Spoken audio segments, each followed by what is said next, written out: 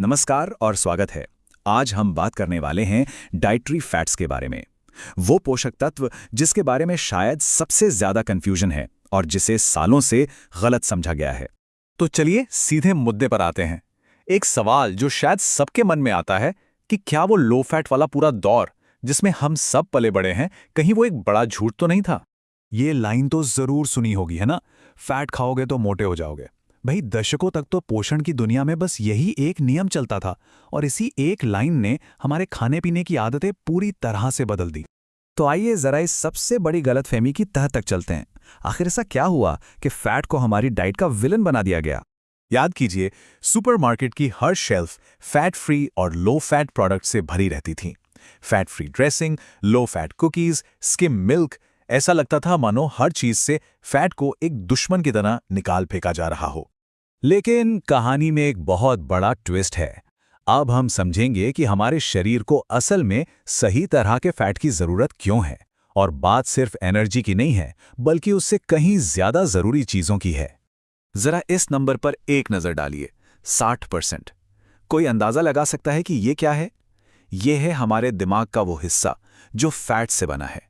जी हाँ, बिल्कुल सही सुना, हमारा दिमाग 60% फैट है।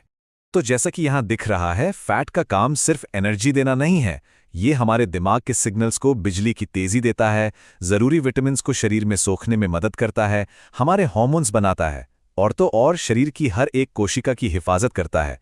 मतलब इसके बिना तो हमारा शरीर ठीक से चल ही नहीं सकता। तो अगर सारे फैट्स एक जैसे नहीं हैं तो फिर ये हैं क्या? चलिए अब फैट्स के पूरे परिवार को समझते हैं। ये जानना बहुत जरूरी है कि कौन दोस्त है और कौन दुश्मन। सबसे पहले एक बेसिक सी बात समझ लेते हैं। जब साइंटिस्ट्स फैट्स की बात करते हैं ना, तो वो अक्सर लिपिड शब्द का इस्तेमाल करते हैं। ये बस फैट्स और ऑयल्स का एक फैंसी साइंटिफिक नाम है, जो असल में हमारे शरीर की हर कोशिका की बुनियाद है। वाह, ये स्लाइड तो पूरी कहानी एकदम साफ साफ बता रही है।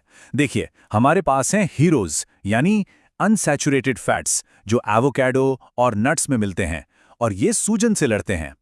फिर आते हैं न्यूट्रल्स यानी सैचुरेटेड फैट्स, जैसे मक्खन और नारियल तेल, जो ठीक ठाक मात्रा में चल जाते हैं। और आखिर में आते हैं असली विलेंस, आर्टिफिशियल ट्रांस फैट्स, जो तले हुए खाने और पैकेट वाले केक्स में छिपे होते हैं और सेहत के लिए सबसे ज्यादा खतरनाक यही हैं। तो सबसे जरूरी बात क्या है?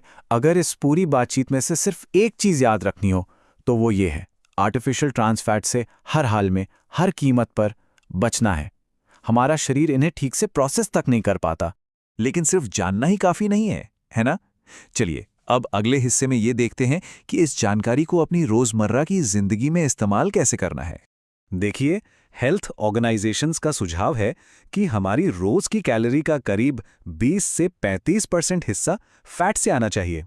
मतलब बात बैलेंस की है, किसी चीज को पूरी तरह से डाइट से निकाल देने की नहीं। पर अक्सर ये सवाल उठता है कि फैट थोड़ा सा ही काफी क्यों होता है? ये चार्ट इसका जवाब देता है।